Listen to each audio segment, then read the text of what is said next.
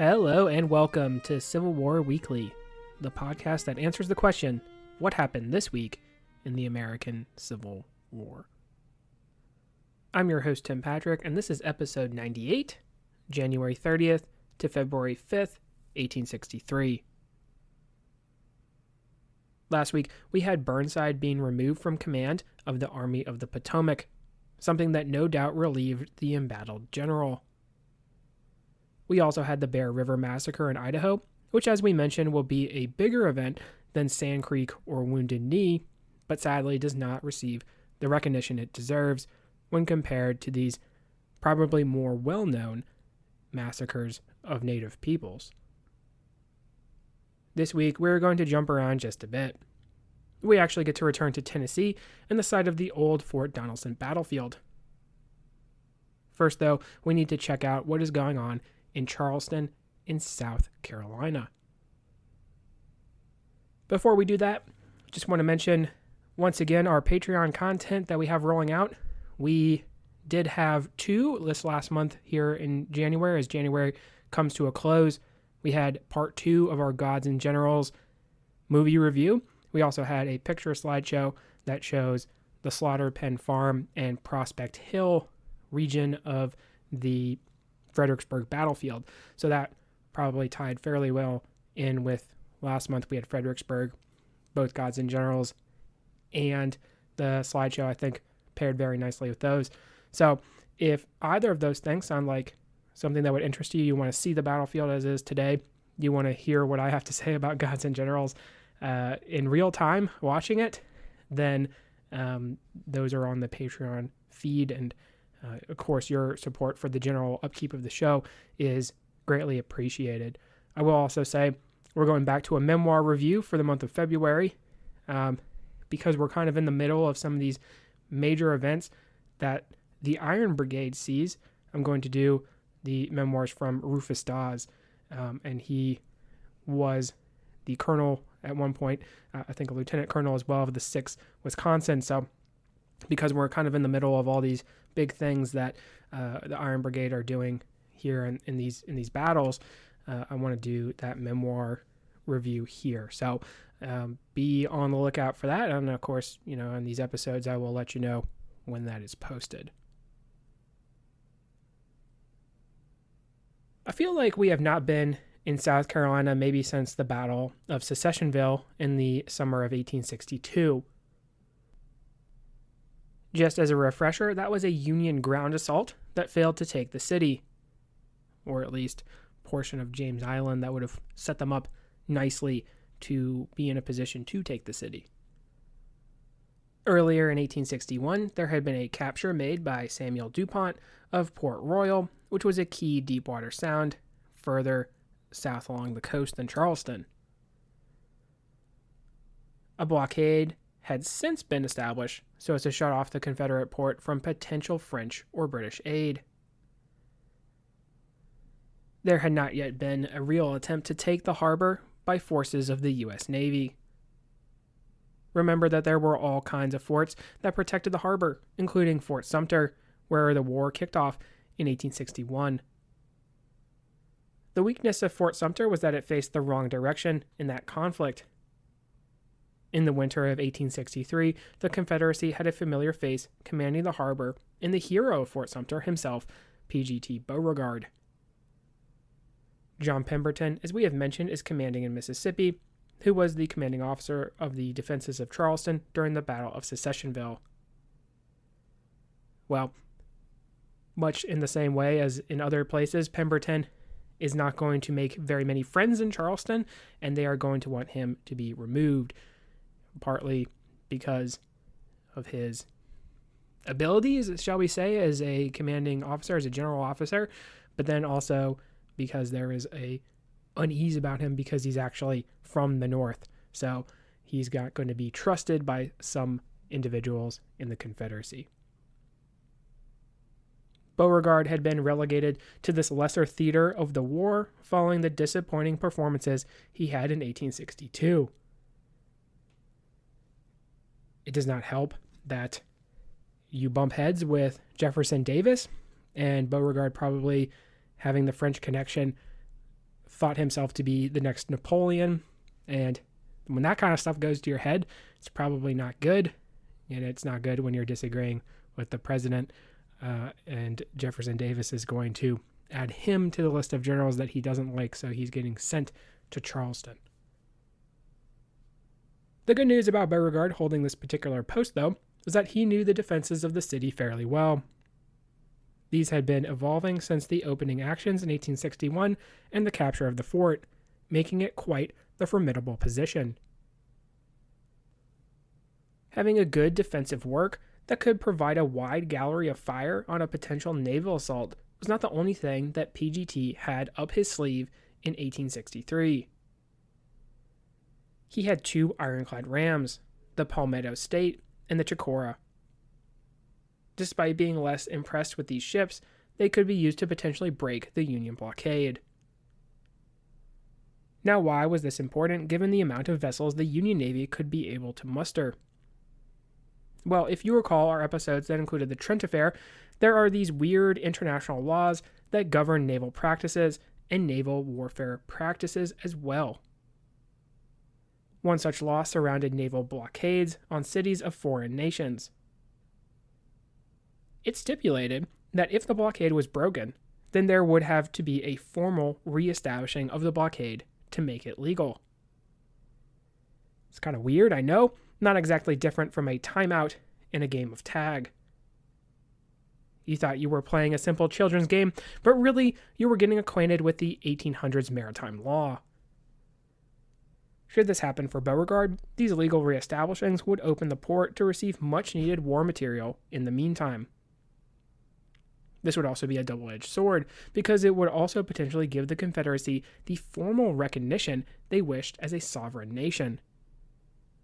Remember, we are not too far removed from the Battle of Fredericksburg and the repulsive Chickasaw Bluffs. It was during this dark December that there were murmurs of foreign intervention, the South seemingly standing their ground against the North, which is also why it was important to have a victory in the form of Stone's River in Tennessee for the federal cause. Naval offensive action may also have been born out of necessity. A British blockade runner had recently been captured, which had supplies that would have been extremely useful for the Confederacy. They amounted to around $500,000 in value, which included ammunition, guns, and importantly for the Navy, 2 engines that would be used for ironclad vessels. In late January, it was time to act in an effort to prevent such an event from happening again. Furthermore, the job was about to get much harder for the Confederates. Union ironclads, the Passaic-class monitors, were going to be joining the blockading effort. Now, the Passaic-class monitor is going to be based on John Ericsson's original design of the USSS Monitor, but it has some major improvements. The pilot house was not in the rear of the vessel, rather it was on top of the turret. So there goes the plan to knock that out or blind that part of the ship. Additionally, the Passaics were larger, and instead of 11-inch guns, they were armed with at least one 15-inch gun, so packing some serious punch. It was thought that the 2 rams would be outclassed by the new arrivals, proving them ineffective. Despite being smaller, the Confederate Navy did, by this time, have veteran officers available. Part of this was the lack of available vessels. If you only have enough to count on one hand, and you have 10 officers, then it does not take a statistician to conclude that those odds are pretty good. Commanding the 2 ironclad rams were veterans of the Battle of Hampton Roads, having commanded smaller vessels supporting the CSS Virginia. These would have been part of the James River Fleet. They were also lucky to have Flag Officer Duncan Ingram, who had served in the War of 1812. On January 31st, the rams would move out with experienced commanders to strike at the blockaders. The first target was the USS Mercedita, which was a converted merchant vessel. This ship did have 8 guns, despite being a converted merchant. The captain of the Mercedita was tired after giving chase to a Confederate troop transport, suspected of being a blockade runner. It was while he was at rest that the Confederate rams approached. The Palmetto State was hailed too late for the Union Navy men to do anything before being fired upon. A shot hit the boiler, disabling the vessel. Steam would cause several casualties, much in the same way that it had on the USS Mound City. The captain would surrender the vessel, but the Confederates did not have the capability of taking the Mercedita and manning her or taking the Union naval personnel on board. They would settle for the parole of the Northern men. While the Palmetto State was engaging the Mercedita, the Chicora would engage the USS Keystone State. The Keystone State had a variety of different guns, 9 in total, and 163 men. They would hear the firing of the Palmetto State and prepare by beating to quarters. It was not apparent that the Confederates were actually attacking, though, as it was initially thought they would just be chasing another blockade runner. As the Chicora approached, she opened fire. With a well-placed shot, the Keystone State would see damage along with casualties and a fire being started on board.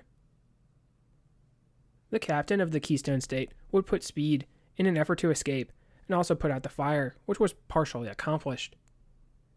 She would then turn to face the Chicora. They would whiff on a ramming run, which was doubly unfortunate. Unfortunate, one, because they missed, but unfortunate, two, because the Chicora was able to then hit the Keystone State as they passed, damaging the vessel yet again. Now, the Keystone State was a side wheeler. This shot actually knocked out one of the wheels, which prompted thoughts of surrender.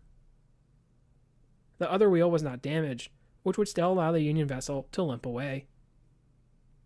By this time, help was on the way in the form of the USS Memphis and the USS Quaker State, which would show up in time to tow away the Keystone State and move out to sea. Ingram would recall the 2 ironclads back into the harbor, considering their work on the day a success. Ingram would be quoted as saying, "The sea was perfectly smooth, as much so as in the harbor. Everything was most favorable for us, and gave us no opportunity to test the sea qualities of the boats.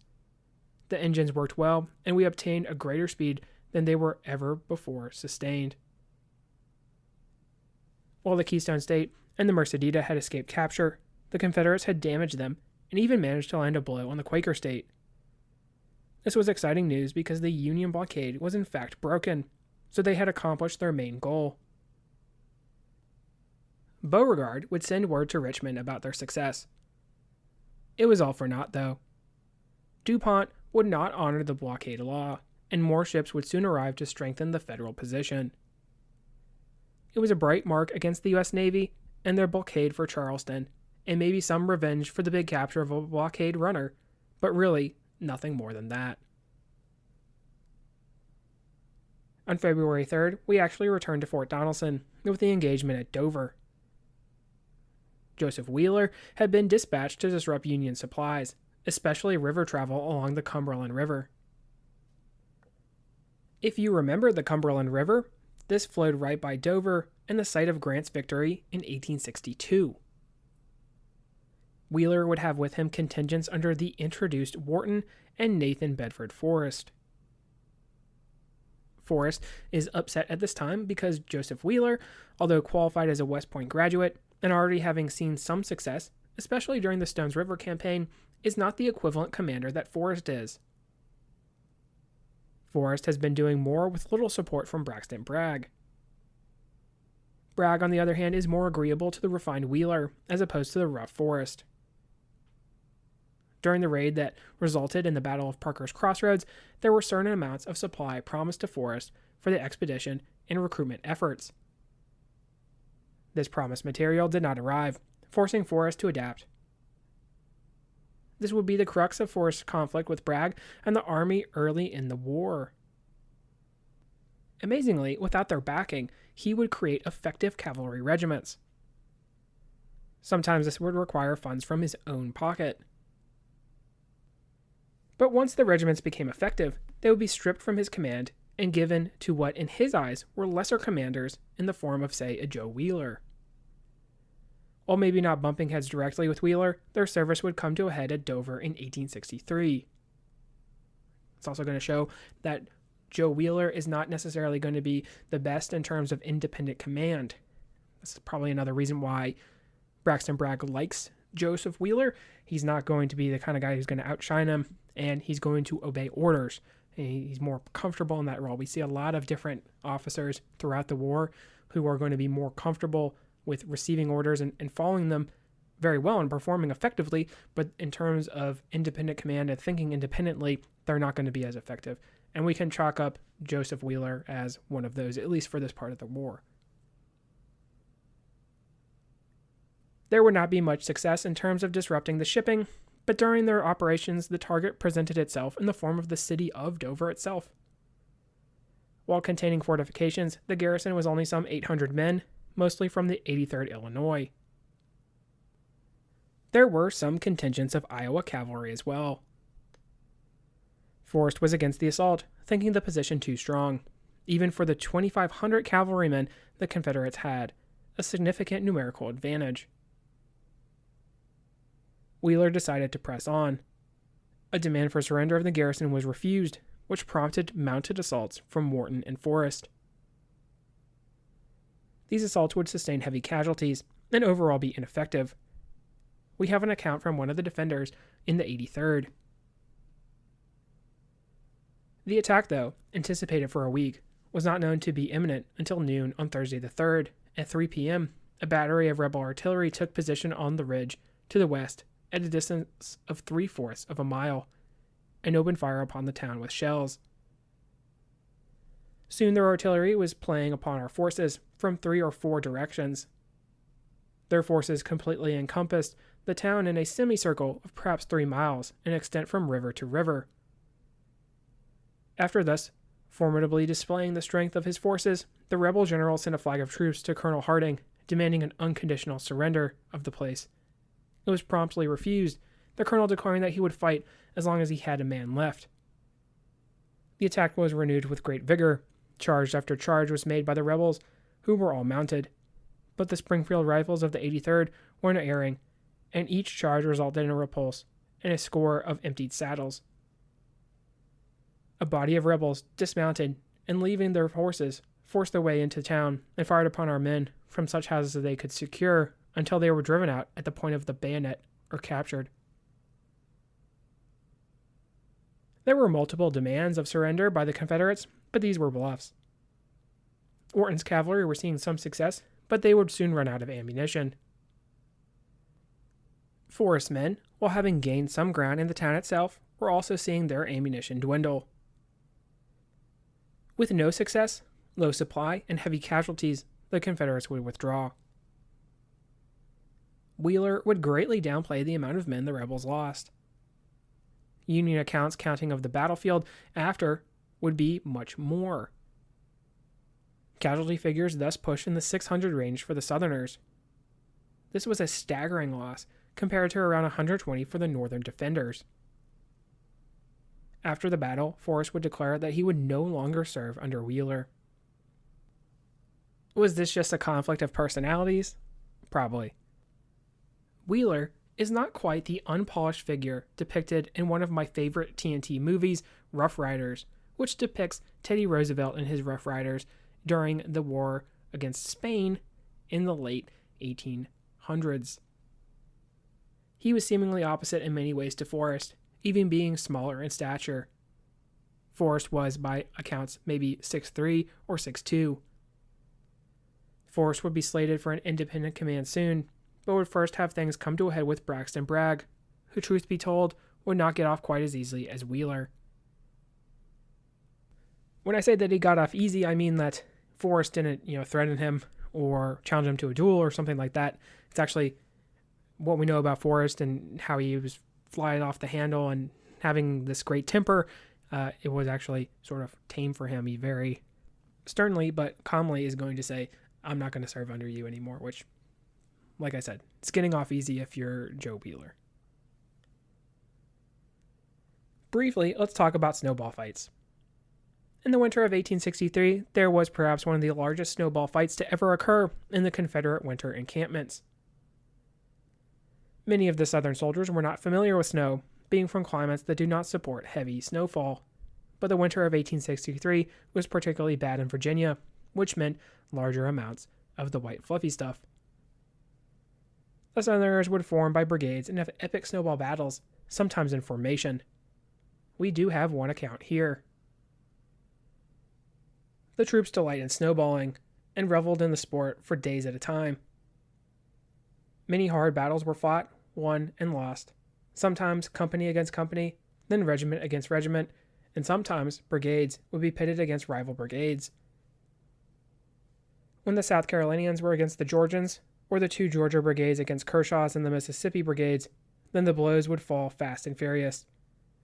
The fiercest fight and the hardest run of my life was when Kershaw's brigade, under Colonel Rutherford of the 3rd, challenged and fought Cobb's Georgians. Colonel Rutherford was a great lover of the sport, and wherever a contest was going on, he would be sure to take a hand. On the day alluded to, Colonel Rutherford marshaled his men by them beating drums and the bugles blast. Officers headed their companies, regiments formed, with flags flying.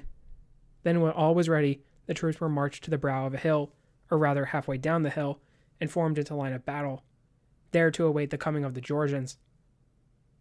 They were, at that moment, advancing across the plain that separated the two camps. The men built great pyramids of snowballs in their rear and awaited the assault of the fast-approaching enemy. Officers cheered the men and urged them to stand fast and uphold the honor of their state, while the officers on the other side besought their men to sweep all before them off the field. The men stood trembling with cold and emotion, and the officers with fear, for the officer who was luckless enough to fall at the hands of a set of snow revelers found his sorrow that his bed was not one of roses. When the Georgians were within 100 feet, the order was given to fire. Then shower after shower of the fleecy balls filled the air. Cheer after cheer went up from the assaulters and the assaultant, now pressed back by the flying balls. Then to the assault again. Officers shouted to the men, and they answered with a yell. When some, more bold than the rest, ventured too near, he was caught and dragged through the lines, while his comrades made frantic efforts to rescue him. The poor prisoner, now safely behind the lines, his fate problematical, as down in the snow he was pulled, now on his face, next on his back, then swung around and round by his heels, all the while snow being pushed down his back, or in his bosom, his eyes, ears, and hair thoroughly filled with the beautiful snow. That's not the only account that I've seen of these big snowball battles. Obviously, combat is primarily something that these soldiers remember, but this would also be something to remember as well.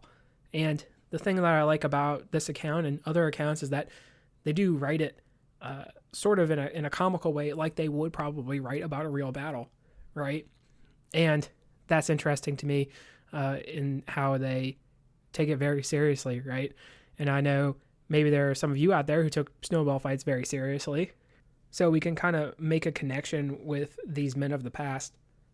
Likewise, the way that they're describing, putting snow down your shirt and whatnot, that sounds kind of like how you would see a snowball fight today, right? I'm sure some of us have been in that scenario before. And again, it puts this human element into these soldiers that I think sometimes we miss when we talk about history. We talk about the Civil War. So it's one of the things I like to talk about. As mentioned, these battles were complete with prisoners of war, and then of course prisoner exchanges. They would even make sort of this exchange rate like you would with the Union Army, like one officer for however many men. So it is a very, like I said, interesting event. Some of the stakes were fairly high for the food-deprived rebels. Capturing an enemy camp might mean getting to supplement one's diet. Cavalry even got involved with a raid. In a lighter-hearted note, though, it is interesting that these battles ended with no ill will, and usually only with minor injuries. Gives us a great insight into how Civil War soldiers spent their time in winter quarters. We're going to close out with a quick note on the 1st South Carolina Volunteer Infantry. We speak not of a Confederate regiment, but rather the 1st U.S. Colored Regiment, which would be renamed the 33rd United States Colored Infantry Regiment. The 1st South Carolina was made up of escaped slaves that had flocked to the key recruiting area of Port Royal. You remember Port Royal? We talked about that at the beginning of the episode, so we've kind of come full circle there, haven't we? While they would not be engaged in any major combat during the war, they would be key for conducting raids with an intimate knowledge of the area. The colonel of the 1st would have a high regard for his men, quoted as having said, "We, their officers, did not go there to teach lessons, but to receive them." There were more than 100 men in the ranks who had voluntarily met more dangers in their escape from slavery than any of my young captains had incurred in all their lives. The colonel would actually go on to document the Gullah dialect in which they spoke, which I think is an interesting connection with the movie Glory, in which the 54th Massachusetts encounter some of these men. I've not been able to confirm the dialect, but I would imagine there are an interesting mix of culture that would potentially make it hard for Northerners to understand. Harriet Tubman would also have connections with the 1st South Carolina during the war. There's going to be more formations of these kinds of regiments now that we have turned the corner effectively to 1863 and remember the Emancipation Proclamation. So there are going to be more of these U.S. colored regiments that are going to be popping up as we progress. So this is just one of the first regiment that was formed. I should say officially, because we did have that one unit out in Kansas that participates in Island Mound. I do also want to make 2 quick notes about this, because I know we're going to be running into it as we progress. The official title for these regiments were, like I said, the 33rd U.S. Colored Troops, and that's what I'm going to be using to refer to them. Obviously, I know that it's not PC, right, to say that probably now, but this was their title, so I'm going to be using it moving forward for these regiments, unless you get a situation like the 54th Massachusetts, which is a state designation, right? And the other thing I do want to mention as well is that something that we often overlook is that these regiments did not always include just escaped slaves or former slaves or free blacks, mind you. So there would have been a certain contingent of Native Americans as well into these regiments too. So that's something else we should keep in mind, that there are different cultures coming together in these regiments. So just wanted to mention that as well. With that, we're going to call it quits. This week we had a good couple of events. We had the temporary breaking of the blockade at Charleston. We had a battle at Dover, which was not the success that Nathan Bedford Forrest so far was used to. We had a great account of the snowball fights of 1863 in the Confederate camps. Finally, we backtracked just a bit for the creation of the 1st South Carolina Volunteer Infantry, the first made from formerly enslaved. Next week, we have a skirmish in North Carolina, but otherwise a light week, so it's a good time perhaps to see what's going on with world events from 1862. If you like what you hear, please make sure to leave a review. Posted in the description should be a link to the website, Patreon, as well as Venmo information. Support for the general upkeep of the show is greatly appreciated. So again, feedback is welcome. Questions, comments, concerns. The email is cwweeklypod@gmail.com. Thank you all so much for listening, and have a great week.